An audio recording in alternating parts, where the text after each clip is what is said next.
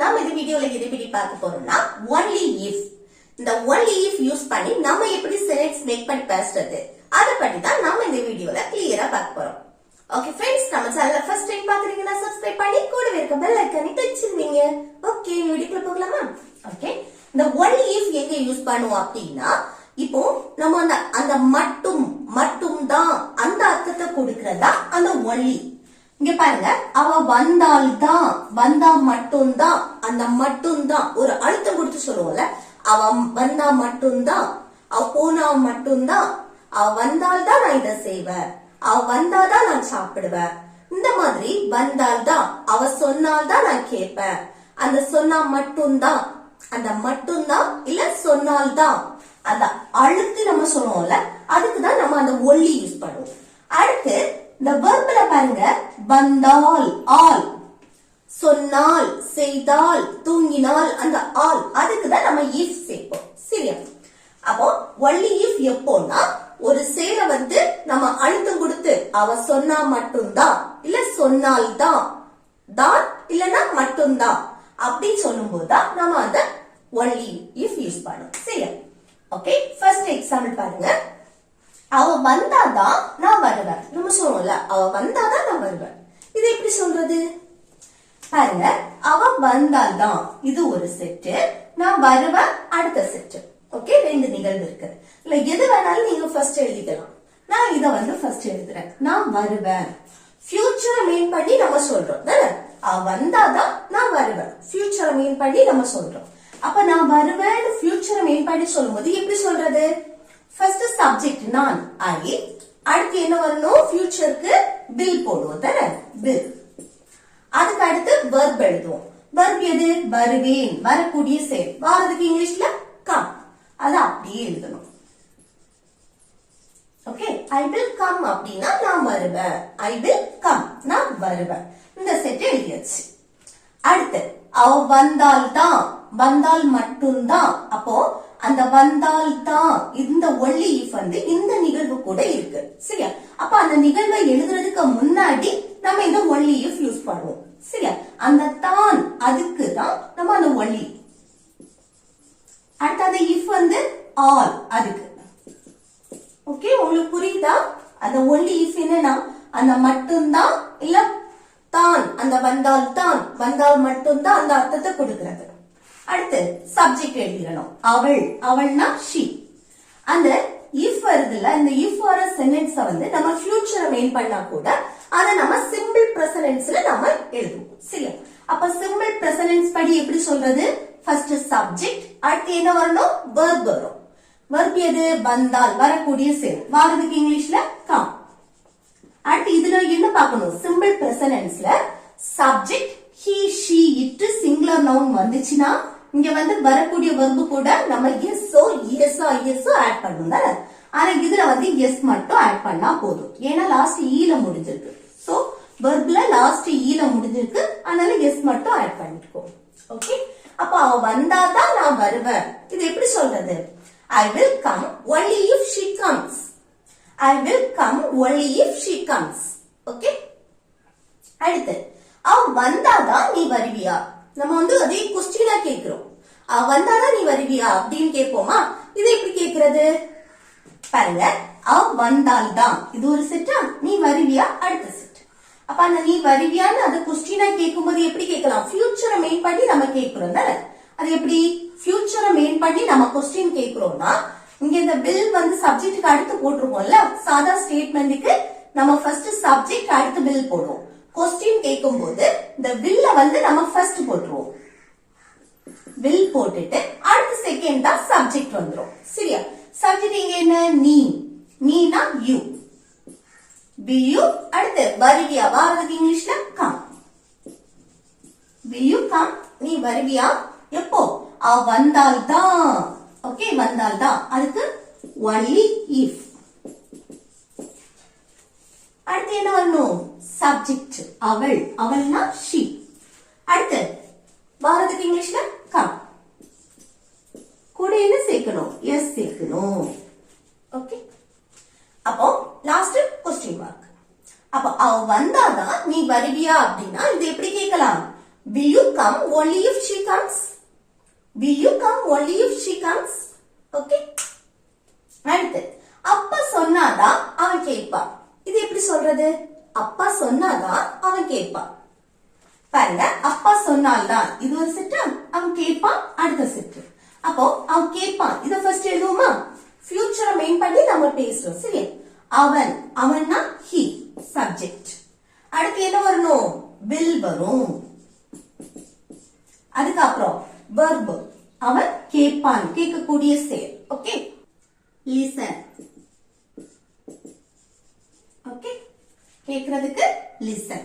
he will listen அப்படின்னா அவன் கேட்பான், அந்த சொல் பேச்சை கேட்கிறது. ஓகே. அப்பா சொன்னால்தான் இது எப்படி சொல்றது? பாருங்க, சொன்னால்தான் only if. அடுத்து என்ன? சப்ஜெக்ட் அப்பா, அவனுடைய அப்பா சொன்னாதான். ஓகே. அப்போ his father, அவனுடைய அப்பா, அவனுடைய அப்பா சொன்னாதான் அவன் கேட்பான், அப்படி நம்ம சொல்றோம். ஓகே. அதனால his father, அவனுடைய அப்படின்னு அர்த்தத்தை கொடுக்கிறது his father. ஓகே. அடுத்து சொன்னால்தான், சொல்றதுக்கு இங்கிலீஷ்ல என்னது? tell. கூட என்ன வரும்? எஸ் சேர்க்கணும். ஏன்னா சப்ஜெக்ட் வந்து சிங்குலரா இருக்கு. இங்க ஃபாதர்ங்கிறது ஒருத்தங்களை நம்ம மென்ஷன் பண்றோம். அப்போ சப்ஜெக்ட் சிங்குலரா இருந்துச்சு அப்படின்னா வரக்கூடிய verb கூட நம்ம எஸ்ஸோ எஸ்ஓ ஆட் பண்ணுவோம். இல்ல லாஸ்ட் வந்து எல்ல முடியுது, சோ எஸ் மட்டும் ஆட் பண்ணா போதும். ஓகே. கூட என்னன்னா இது எழுதிடலாம். அப்பா அவங்கிட்ட சொன்னாதான் அவன் கேட்பான். அப்பா அவங்கிட்ட சொன்னாதான் அவன் கேட்பான். அப்ப கூட ஹிம் போட்டுடலாம். ஓகே. இந்த டெல் வரும்போது கூட நம்ம ஆப்ஜெக்ட் யாரு சொல்றோமோ அந்த ஆப்ஜெக்ட் எழுதுனா நல்லா இருக்கும். சரி, அப்ப அப்பா அவங்கிட்ட சொன்னாதான் அவன் கேட்பான் அப்படின்னா இது எப்படி சொல்றது? he will listen only if his father tells him. Okay, he will listen only if his father tells him. Okay. அடுத்து நெக்ஸ்ட் ஒன் பாருங்க. அவர் உங்ககிட்ட சொன்னாதான் நீ கேட்பியா? நம்ம கேட்போம்ல, அவர் உங்ககிட்ட சொன்னாதான் நீ கேட்பியா, இல்லைன்னா கேட்க மாட்டியா அப்படின்னு கேட்போம்ல, அதான். அப்போ அவர் உங்ககிட்ட சொன்னால்தான் இது ஒரு செட்டு, நீ கேட்பியா அடுத்த செட். அப்போ இது கொஸ்டின் கேட்கிறோம் தானே, அப்ப நீ கேட்பியா அப்படின்னா ஃபியூச்சர் மீன் பண்ணி நம்ம கேட்கிறோம். அப்ப என்ன? will. ஃபியூச்சர் மீன் பண்ணி கொஸ்டின் கேட்கும்போது will ஃபர்ஸ்ட் போடணும். அடுத்து சப்ஜெக்ட் நீ, நீனா you. அடுத்து கேட்பியா, கேட்கக்கூடிய செயல், கேட்கறதுக்கு இங்கிலீஷ்ல listen. ஓகே, பேச்ச கேட்கறது. ஓகே. அப்போ நீ கேட்பியா அப்படின்னா will you listen? எப்போ? அவர் உங்ககிட்ட சொன்னாதான். இது எப்படி சொல்றது? சொன்னால்தான் only if. அடுத்து சப்ஜெக்ட் அவர், அவர்னா he. அதுக்கப்புறம் என்ன? verb. உங்ககிட்ட சொன்னால்தான், சொல்றதுக்கு இங்கிலீஷ்ல tell. கூட என்ன வரும்? எஸ் வரும். Simple personal roles by. அடுத்து உங்ககிட்ட, உங்ககிட்டனா you. ஆப்ஜெக்ட். சரியா? அப்போ அவர் உங்ககிட்ட சொன்னாதான் நீ கேட்பியா, அவர் உங்ககிட்ட சொன்னாதான் நீ வந்து பேச்ச கேட்பியா அப்படின்னு கேட்போம்ல, இது எப்படி கேட்கலாம்? will you listen only if he tells you? will you listen only if he tells you? Okay. Next, அவ சொன்னாதான் நான் அதை செய்வேன். நம்ம சொல்லுவோம்ல, அவ சொன்னாதான் நான் அதை செய்வேன், இல்லைன்னா செய்ய மாட்டேன், இப்படி சொல்லுவோம்ல, அதுதான். அவ சொன்னால்தான் நான் அதை செய்வேன். சொன்னால்தான் இது ஒரு செட்டு, நான் அதை செய்வேன் அடுத்த செட்டு.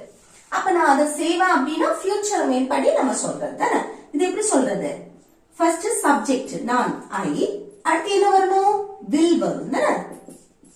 கொஸ்டின் கேட்கும் போது அந்த will ஃபர்ஸ்ட் வரும். மற்றபடி சாதா ஸ்டேட்மெண்ட்டுக்கு ஃபர்ஸ்ட் சப்ஜெக்ட், அடுத்து will, அதுக்கப்புறம் என்ன வரணும்? verb. அதை செய்வேன், செய்யறதுக்கு இங்கிலீஷ்ல என்னது? do. do போட்டாச்சு. அடுத்து என்ன வரணும்? அதை, அதைனா it. ஓகே. நான் அதை செய்வேன் அப்படின்னா I will do it. I will do it. Okay. அவ சொன்னால்தான், அந்த சொன்னால்தான் only if. அடுத்து சப்ஜெக்ட் அவள், அவள்னா she. அடுத்து சொன்னால்தான், சொல்லக்கூடிய செயல், சொல்றதுக்கு இங்கிலீஷ்ல tell. கூட yes, tells. அவ என்கிட்ட சொன்னால்தான், அந்த அர்த்தத்துல சொல்றோம். ஓகே. அவ என்கிட்ட சொன்னால்தான் நான் அதை செய்வேன். அப்போ என்கிட்ட அப்படின்னா டெல்ஸ்க்கு அடுத்த ஆப்ஜெக்ட் நீ போட்டா போதும். சரியா? அப்ப அவ என்கிட்ட சொன்னாதான் நான் அதை செய்வேன் அப்படின்னா இது எப்படி சொல்லலாம்? I will do it only if she tells me. Okay? I will do it only if she tells me. Next, அம்மா சொன்னாதான் நான் படிப்பேன். அம்மா சொன்னாதான் நான் படிப்பேன், இல்லைன்னா படிக்க மாட்டேன்.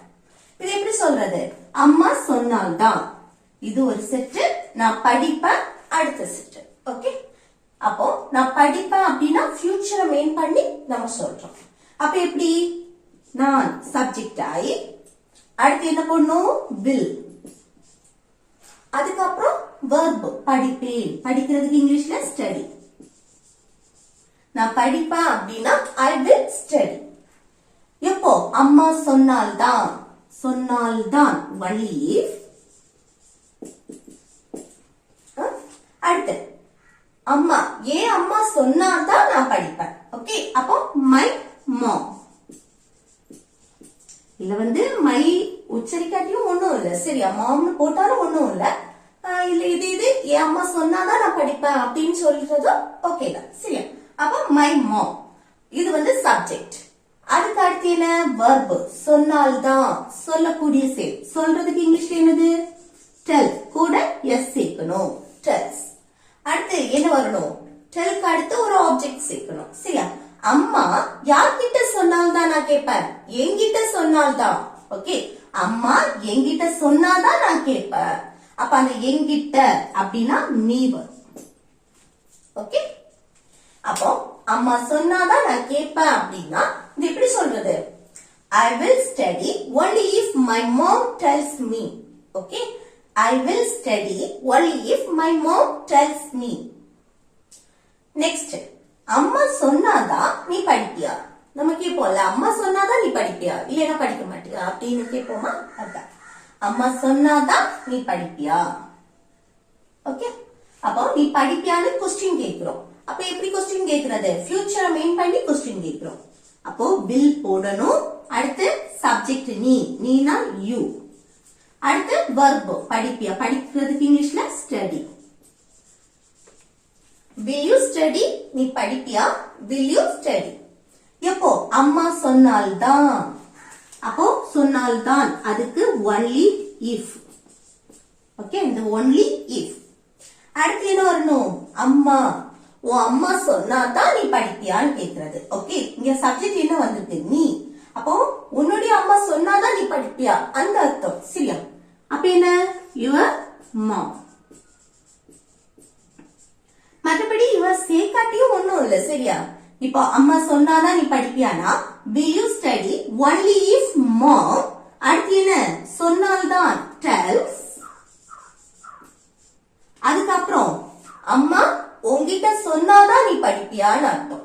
அப்போ you ஆப்ஜெக்ட் you போட்டுறணும். ஓகே, இல்ல யுவர் சேக்காட்டியும் ஒண்ணும் இல்ல. சரியா? அப்ப அம்மா சொன்னாதான் நீ படிப்பியா அப்படின்னா will you study only if mom tells you. இல்லைன்னா will you study only if your mom tells you.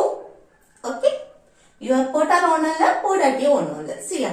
ஆனா இந்த டெல்ஸ்க்கு அப்புறம் நம்ம ஒரு ஆப்ஜெக்ட் சேர்க்கிறது கரெக்டா இருக்கும். இந்த சே இருக்குல்ல, சேங்கிறதும் சொல் தான் அர்த்தம். இந்த சேக்கு அப்புறம் நம்ம சேர்க்கணும்னு கிடையாது.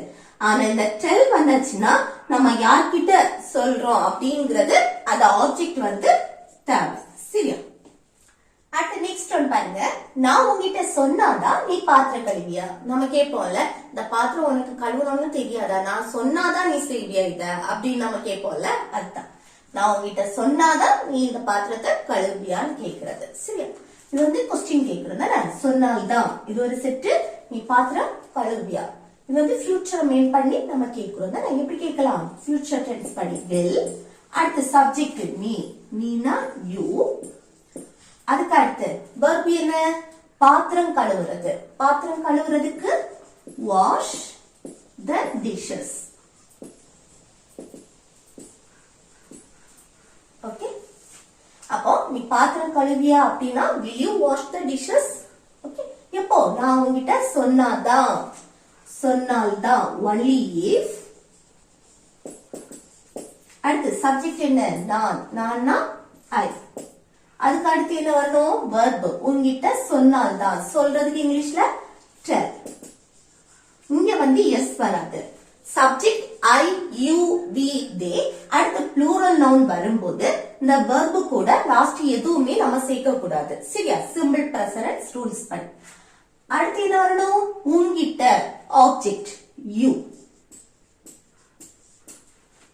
ஓகே அப்போ நான் உன்கிட்ட சொன்னாதான் நீ இந்த பாத்திரத்தை கழுவியான்னு கேக்குறதுக்கு எப்படி கேட்கலாம் will you wash the dishes only if I tell you okay will you wash the dishes only if I tell you next அம்மா என்கிட்ட சொன்னாதான் நான் சாப்பிடுவேன் அம்மா என்கிட்ட சொன்னாதான் நான் சாப்பிடுவேன் இல்லைன்னா சாப்பிட மாட்டேன் இப்படி சொல்லுவோம்ல அதுதான் அம்மா என்கிட்ட சொன்னால்தான் இது ஒரு செட்டு நான் சாப்பிடுவேன் அடுத்து அப்ப நான் சாப்பிடுவேன் அப்படின்னா ஃபியூச்சர் மெயின் பண்ணி சொல்றேன் ஃபர்ஸ்ட் நான் சப்ஜெக்ட் ஆகி அதுக்கு அடுத்து என்ன வரணும் will வரும் அடுத்து என்ன சாப்பிடுவேன் சாப்பிடுறதுக்கு இங்கிலீஷ்ல eat I will eat நான் சாப்பிடுவேன் எப்போ அம்மா என்கிட்ட சொன்னால்தான் only if அடுத்து என்ன அம்மா my mom இல்ல my போடாட்டியும் ஒண்ணும் இல்ல சரியா my mom அடுத்து என்ன வரணும் verb என்கிட்ட சொன்னால்தான் சொல்றதுக்கு இங்கிலீஷ்ல tell இங்க என்ன வரணும் எஸ் சேர்க்கணும் இங்க சப்ஜெக்ட் சிங்குலர் வந்திருக்கு சோ எஸ் இங்க சப்ஜெக்ட் ஐயும் சிங்குலர் தான் தன்னை பற்றி பேசுறது ஆனா கிராமர் ரூல் படி என்னது இங்க வந்து வரக்கூடாது எஸ்ஓ இஎஸ்ஐஎஸ் சேர்க்க கூடாது சரி இங்க வந்து மை மோம் இதுக்கு அடுத்து நம்ம சேர்க்கணும் எஸ்ஓ இஎஸ்ஐஎஸ்ஓ வெர்ப்ல சேர்க்கணும் சரி ஆனா இதுல வந்து எஸ் தான் வரும் அடுத்து என்கிட்ட சொன்னால்தான் நீ ஓகே அப்போ அம்மா என்கிட்ட சொன்னாதான் நான் சாப்பிடுவேன் இது எப்படி சொல்றது I will eat only if my mom tells me okay I will eat only if my mom tells me next அவ சொன்னாதான் நீ என்கிட்ட பேசுவியா நம்ம கேட்போம்ல அவ சொன்னாதான் நீ என்கிட்ட பேசுவியா இல்லைன்னா பேச மாட்டியா அப்படின்னு கேட்போம்ல அதான் அவ சொன்னால்தான் இது ஒரு செட்டு நீ என்கிட்ட பேசுவியா அடுத்த செட் அப்ப நீ என்கிட்ட பேசுவியா ஃபியூச்சரை பேம் பண்ணி நம்ம கொஸ்டின் கேட்கிறோம் தானே அப்போ will போடணும் அடுத்து சப்ஜெக்ட் நீனா யூ அடுத்து verb பேசுவியா பேசுறதுக்கு இங்கிலீஷ்ல talk அடுத்து என்கிட்ட அப்ப பேசுறோம் யார்கிட்ட மென்ஷன் பண்றதுக்கு முன்னாடி to போட்டு என்கிட்ட மீ அவங்கள மென்ஷன் பண்ணணும் சரியா நீ என்கிட்ட பேசுவியா அப்படின்னா will you talk to me will you talk to me okay அவ சொன்னால்தான் only if okay only if அவள்னா she அதுக்கு அடுத்து என்ன வரணும் சொன்னால்தான் சொல்றதுக்கு இங்கிலீஷ்ல tell கூட எஸ் சேர்க்கணும் அவ உன்கிட்ட சொன்னாதான் நீ என்கிட்ட பேசுவியா ஓகே அவ வந்து உன்கிட்ட சொன்னாதான் நீ வந்து என்கிட்ட பேசுவியான்னு கேக்குறது அப்போ tells you ஓகே அப்போ அவ சொன்னாதான் நீ என்கிட்ட பேசுவியா இல்லைன்னா அவ உன்கிட்ட சொன்னாதான் நீ என்கிட்ட பேசுவியா இப்படி கேக்குறதுக்கு எப்படி கேட்கலாம் will you talk to me only if she tells you will you talk to me only if she tells you okay next அவ சொன்னாதான் நீ என்ன கூப்பிடுவியா நம்ம சொல்லுவோம்ல அவன் சொன்னாதான் நீ என்ன கூப்பிடுவியா இல்லைன்னா கூப்பிட மாட்டியா அப்படின்னு கேட்போம்ல அதுதான் நீ எனக்கு கால் பண்ணுவியா இல்லைன்னா கால் பண்ண மாட்டியா இந்த மாதிரி எல்லாம் கேட்போம் அதுதான் அது எப்படி கேட்கலான்னு கமெண்ட் பாக்ஸ்ல கமெண்ட் பண்ணுங்க லாஸ்ட் ஒன் வந்து ஹோம்வொர்க் சரியா ஓகே ஃப்ரெண்ட்ஸ் இந்த டாபிக் உங்களுக்கு யூஸ்ஃபுல்லா இருக்குன்னு நினைக்கிறேன் யூஸ்ஃபுல்லா ஆச்சுன்னா வீடியோக்கு லைக் செய்து உங்க ஃப்ரெண்ட்ஸ்க்கு ஷேர் செய்யுங்க